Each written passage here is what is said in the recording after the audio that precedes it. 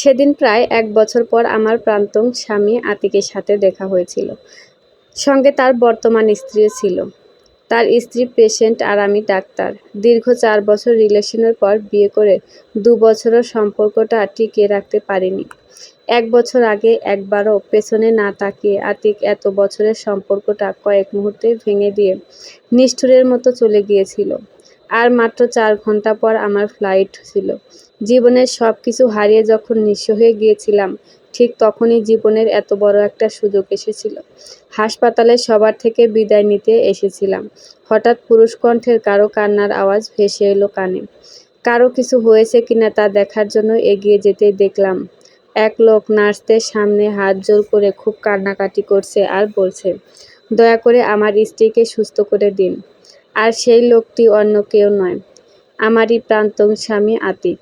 বুকের ভেতরটা আমার মুচড়ে উঠল। দ্রুত সেখান থেকে প্রস্থান করলাম।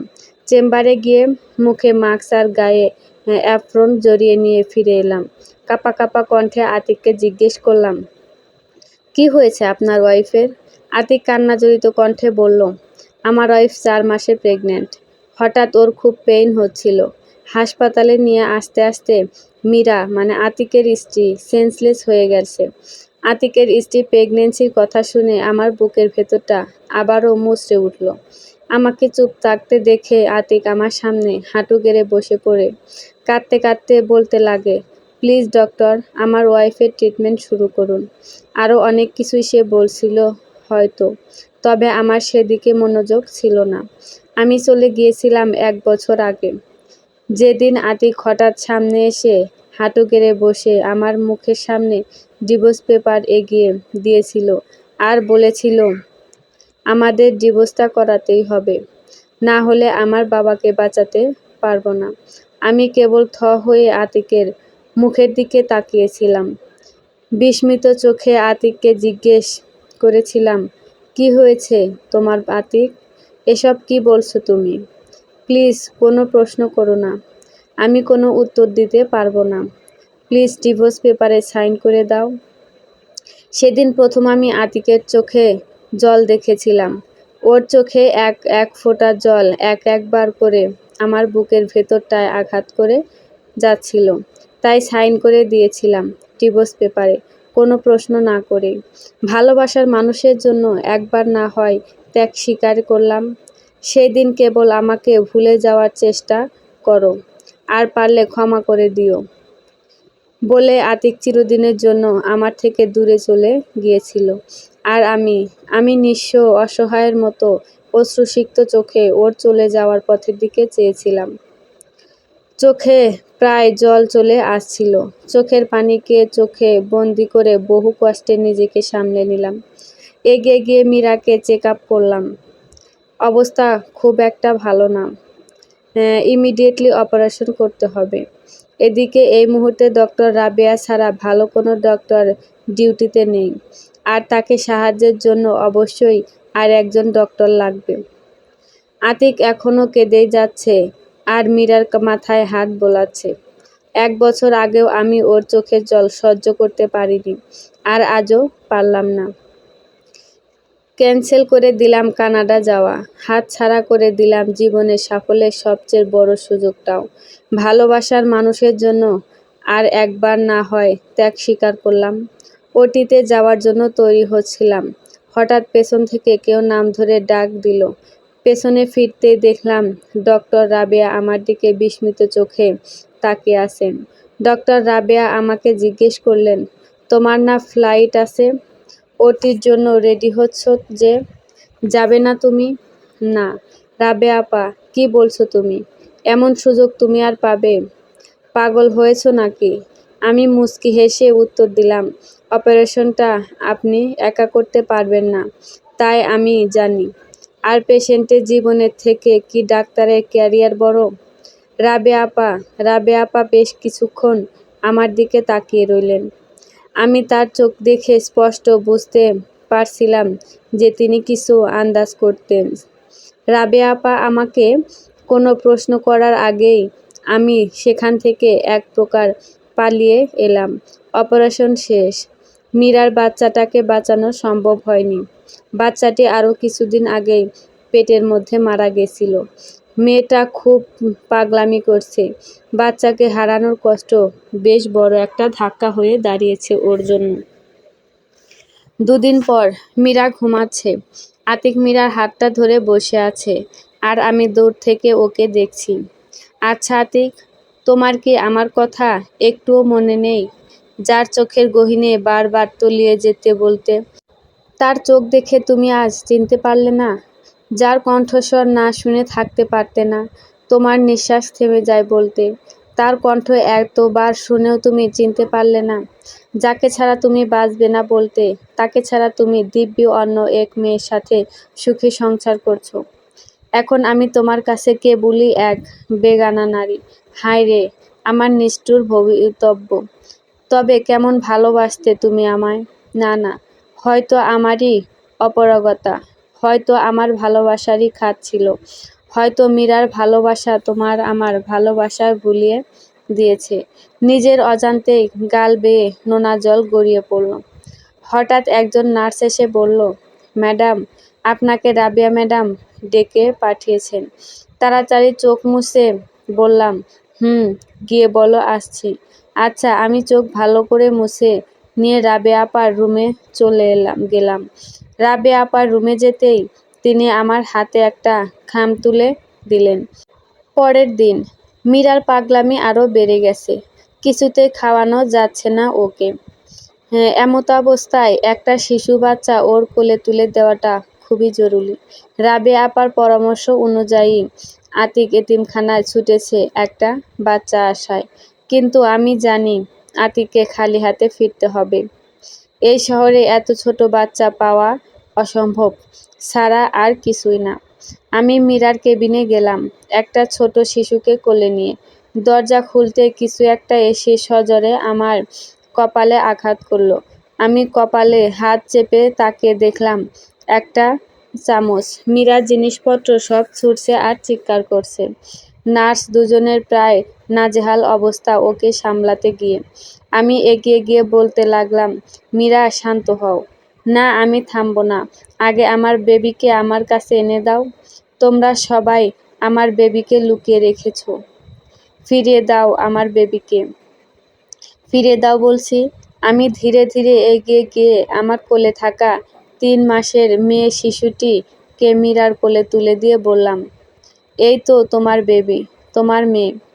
মীরা বিস্মিত নিয়ে আমাকে প্রশ্ন করল, আমার মেয়ে?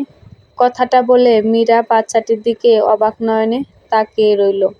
আর সে চাহনিতে বিস্ময়ের সাথে আমি স্পষ্ট ঢিকরে পড়া মাতৃস্নেহ দেখতে পাচ্ছিলাম। পরম স্নেহে বাচ্চাটিকে সে বুকে জড়িয়ে নিল। কয়েক ঘন্টার পর আমি মীরার রুমেই ছিলাম। হঠাৎ দরজা খোলার শব্দ শুনে পেছনে তাকিয়ে দেখলাম আতিক এসেছে।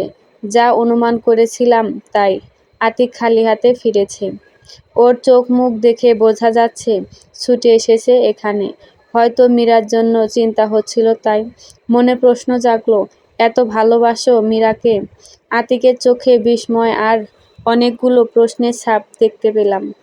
মীরার বেডের পাশে খাবারের খালি প্লেট আর ওকে একটি বাচ্চাকে জড়িয়ে ঘুমন্ত অবস্থায় দেখে আতিক বেশ অবাক হয়েছে বুঝলাম। আতিক কোনো প্রশ্ন করার আগেই আমি বলতে লাগলাম, আপনি কোনো বাচ্চা খুঁজে পাবেন না তা আমি জানতাম। এই মেয়েটি এখন থেকে আপনাদের দুজনের। বাচ্চাটিকে কোলে তুলে দেওয়ার পরই আপনার ওয়াইফ শান্ত হয়েছে। আতিক আমার দিকে কৃতজ্ঞতাপূর্ণ দৃষ্টিতে তাকিয়ে বলতে লাগলো, থ্যাঙ্কস এ লট ডক্টর। আপনারই ঋণ আমি কিভাবে শোধ করব আমি বুঝতে পারছি না।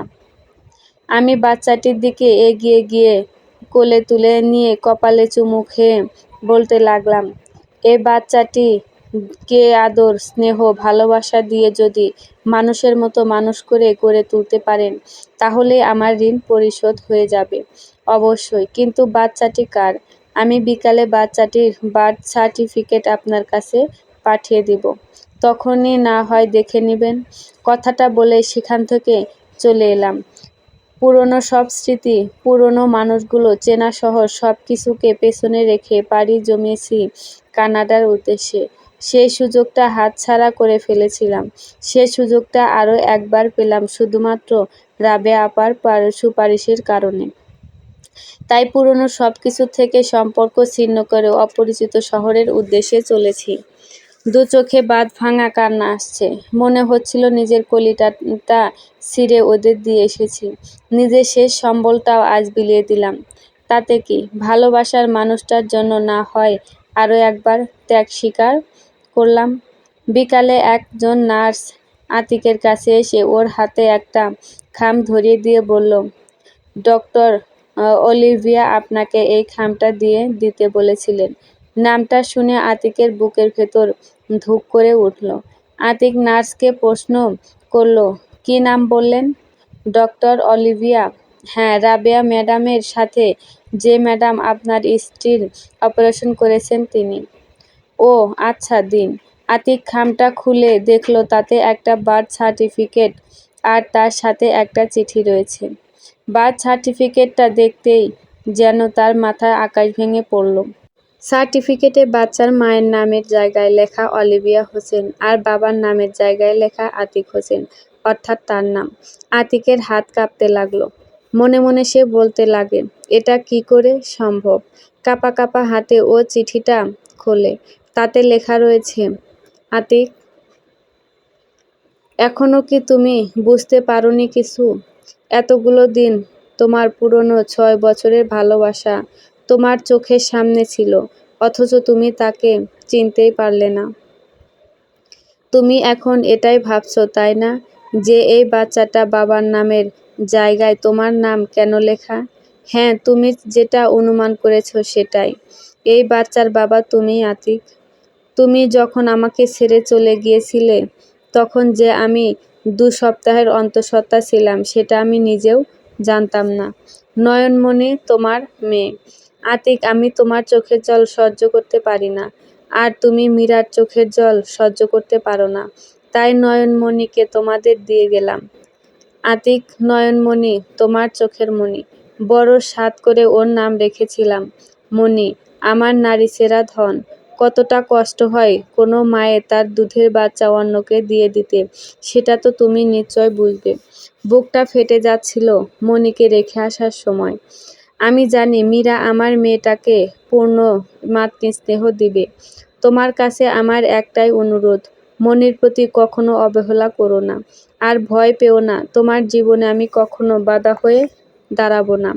তোমার প্রতি আমার কোনো অভিযোগও নেই। তুমি ভালো থাকলেই আমি খুশি। তোমরা ভালো থেকো, এ দোয়াই করি। অলিভিয়া। চিঠিটা পড়া শেষ করে আতিক হন্য হয়ে অলিভিয়াকে খুঁজতে লাগে। সমস্ত হসপিটাল খুঁজে অলিভিয়াকে না পেয়ে সেই নার্সের কাছে যায় যে তাকে অলিভিয়ার চিঠিটা দিয়েছিল। নার্স, ডক্টর অলিভিয়া এখন কোথায়? ম্যাডাম তো আজ 2টার ফ্লাইটে কানাডা চলে গেছেন। কি, কানাডা চলে গেছে? আচ্ছা, ওনার সাথে কিভাবে যোগাযোগ করা যাবে বলতে পারেন? সরি স্যার, ওনার সাথে যোগাযোগ করার কোনো উপায় নেই। আতিক অসহায়ের মতো মীরার কেবিনে ফিরে আসে। মীরা ঘুমাচ্ছে।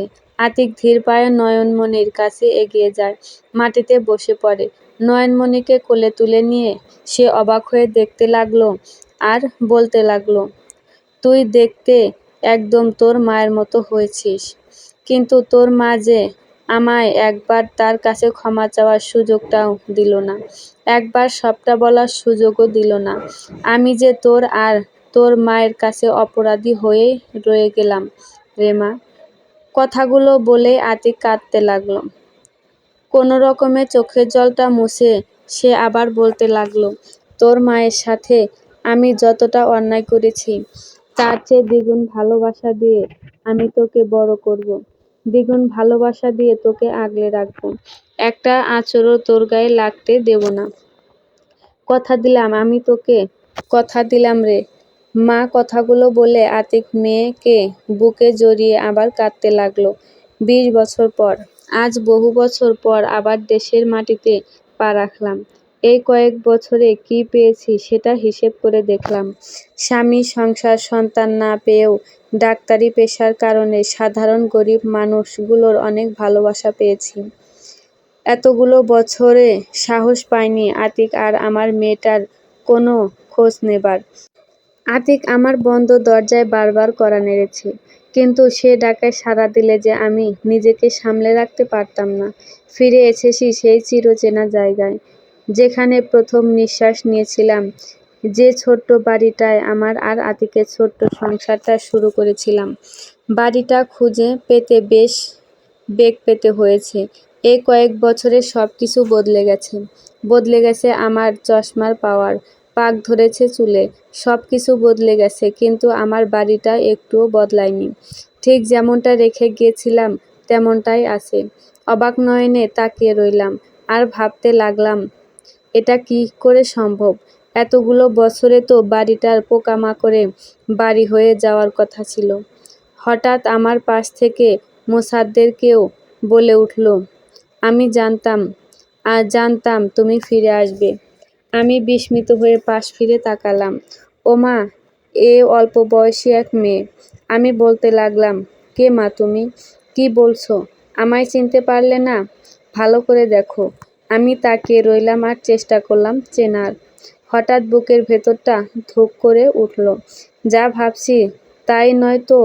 তবে আমি কিভাবে ওর চোখে চোখ রেখে কথা বলবো? ওর তো কোনো দোষ ছিল না। ও যদি আমায় প্রশ্ন করে কেন আমি এমনটা করেছিলাম, তবে আমি কি জবাব দেব? আমি যে ওর কাছে অপরাধী হয়ে যাব। আমি চোখ নামিয়ে নিলাম। মেয়েটি বলতে লাগলো, কেন চোখ নামিয়ে নিচ্ছ মা? তুমি তো চোখ নামিয়ে নেওয়ার মতো কোনো কাজ করনি। তবে কেন অপরাধীর মতো মাথা নিচু করছো? আমি চোখ তুলে অবাক দৃষ্টিতে ওর দিকে তাকালাম। একটাবার তোমার মেয়েটাকে বুকে টেনে নেবে না? একটাবার মণি বলে ডাকবে না? আমার চোখ জলে ঝাপসা হয়ে এলো। কাঁপা কাঁপা কণ্ঠে বলতে লাগলাম, মণি, আমায় ক্ষমা করে দিস মা। মণি ঝাঁপিয়ে আমার বুকে এসে বলতে লাগলো, এমন করে বলো না মা। আমি জানি মা, একটা মেয়ে কখন তার নারী সেরা ধন অন্যকে দিয়ে দিতে পারে। আমিও যে একটা মেয়ে। তোমার প্রতি আমার কোনো অভিযোগ নেই। জানো মা, ছোটবেলায় বাবাকে প্রায় দেখতাম তোমার ছবির সামনে বসে কাঁদতে। বাবাকে কতবার জিজ্ঞেস করেছি, কেন বাবা কাঁদছো? ছবিটা কার? বাবা শুধু বলতো, সময় আসুক, তোকে সব বলবো। তারপর আমার যখন 7 বছর, তখন মা মানে মীরা মা হুট করে এই কদিন স্ট্রোক করে মারা যায়। বাবা সেদিনও খুব কেঁদেছিল। মণিমা জন্মগতভাবে মানসিক রোগী ছিল। তাই আমি আর মা দুজনেই বাবার কাছে ছোট বাচ্চার মতো ছিলাম। ছোট বাচ্চার মতো বাবা আমাদের দুজনকেও সামলে রাখতো। আমি এবার মণিকে থামিয়ে প্রশ্ন করলাম, কি বললি তুই? মীরা জন্মগত মানসিক রোগী ছিল আরও মারা গেছে? হ্যাঁ মা, আর তোমার কথা আমি জানতে পারি আমার যেদিন 15 বছর বয়স পূর্ণ হলো সেদিন বাবা আমাকে সব বলে। তোমার সাথে বাবার পরিচয়, বিয়ে, ডিভোর্স, তারপর আবার মীরা মায়ের সাথে বিয়ে, সবটা। তোমার কথা জানার পর আমি তোমার সাথে যোগাযোগ করার অনেক চেষ্টা করেছি, কিন্তু তুমি নিজেকে এতটাই গুটিয়ে রেখেছিলে যে তোমার কোনো খোঁজই আমি বা বাবা কেউ পাইনি। তারপর বাবা একদিন আমায় তোমাদের এই ছোট বাড়িটায় নিয়ে আসে। আমার আর বাবার বিশ্বাস ছিল, শেকড়ের টানে এই বাড়িটাতে তুমি একদিন ঠিক ফিরে আসবে। তাই আমি আর বাবা রোজ বিকালে এখানে এসে তোমার প্রতীক্ষায় থাকতাম। আর দেখো, আজ ঠিক তুমি চলে এলে। আমি অবাক হয়ে মণিকে জিজ্ঞেস করলাম, তোর বাবাও আমার প্রতীক্ষা করতো? কেন মা, তোমার কি বিশ্বাস হচ্ছে না? আমি জানি তোমার বাবার প্রতি অভিমান আছে, কিন্তু বিশ্বাস করো, তোমাকে ছাড়া মীরা মাকে বাবা নিজের ইচ্ছায় বিয়ে করেনি, বাধ্য হয়ে করেছিল। তোমার আর বাবার বিয়ের কথাটা দাদাভাই জানতেন না, তা তো তুমি জানোই। দাদাভাইয়ের অনেক টাকা ঋণ ছিল। পাওনাদারদের টাকা দিতে না পারায় তাদের করা অপমানের কারণে দাদাভাই যখন প্রায় মৃত্যু পথযাত্রী, ঠিক সেই সময় মীরা মায়ের বাবা দাদাভাইয়ের সব ঋণ পরিশোধ করতে রাজি হন। কিন্তু তার বিনিময়ে মীরা মাকে বিয়ে করার শর্ত দেয়। বাবা তখন জন্মদাতা পিতাকে বাঁচানোর জন্য নিজের ভালোবাসা ত্যাগ করেছিল। কিন্তু বাবা তোমাকে এখনো আগের মতোই ভালোবাসে। তুমি বাবাকে ভুল বুঝো না প্লিজ। আমার দু চোখ নোনা জল ভিড় করছে আবার। আমি কেবল মণিকে জড়িয়ে ধরে কাঁদতে লাগলাম। হঠাৎ মনে হলো আমাদের থেকে কিছুটা দূরে কেউ দাঁড়িয়ে আছে। আমি চোখ মুছে ভালো করে তাকালাম। ওটা যে আতিক তা বুঝতে আমার খুব বেগ পেতে হলো না। ওর চোখ দুটো জলে ভেজা। কতদিন পর মানুষটাকে দেখলাম। আমি আতিককে উদ্দেশ্য করে বলতে লাগলাম, দূরে দাঁড়িয়ে আছো কেন? এসো এখানে। দেখলাম আতিকের মুখে হাসি ফুটে উঠেছে। আতিক এগিয়ে আমাদের কাছে এসে বলতে লাগলো, অনেক অন্যায় করেছি তোমার সাথে। জানি না আমি আদৌ ক্ষমা পাওয়ার যোগ্য কিনা। তবুও তোমার কাছে হাত জোর করে ক্ষমা চাইছি।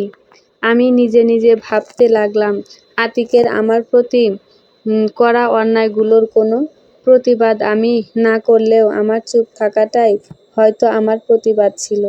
মনের কোথাও না কোথাও আতিকের প্রতি অভিমান জমেছিল। এই দীর্ঘ কয়েক বছরে সে অভিমান আরও বেড়ে গিয়েছিল। কিন্তু আজ সবটা শোনার পর অভিমানগুলো যেন কর্পূরের মতো উবে গেছে। আমায় চুপ থাকতে দেখে আতিক আবার প্রশ্ন করলো, কিছু বলছো না যে? আমায় ক্ষমা করেছো তো অলিভিয়া? আমি আতিকের কথায় ভাবনার জগৎ থেকে বাস্তবে ফিরে এলাম। তারপর বলতে লাগলাম, তোমার প্রতি আমার আগেও কোনো অভিযোগ ছিল না, আজও নেই। মনি উৎসাহ নিয়ে বলতে লাগলো, তবে এখন থেকে আমরা সবাই সুখে দুঃখে একসাথে থাকবো।